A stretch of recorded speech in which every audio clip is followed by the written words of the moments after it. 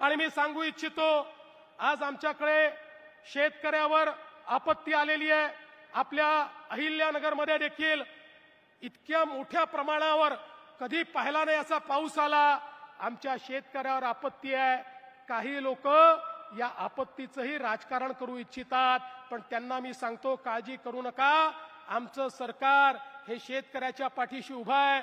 कालच अजितदादा, मी आणि आमचे एकनाथराव शिंदेजी आम्ही सगळे बसलो आणि शेतकऱ्याला जास्तीत जास्त मदत काय करता येईल या संदर्भातला आराखडा तयार करणं सुरू केलाय। आमच्या पाठीशी अमितभाई शहा आहेत। त्यांनी सांगितलं, काळजी करू नका, काय लागलं ते केंद्र सरकारच्या माध्यमातून देऊ।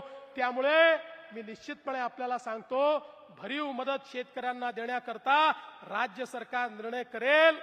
आणि जे लोक आमच्यावर टीका करतायत त्यांनाही सांगतो, एकदा आरशात बघून घ्या, एकदा आरशात बघा।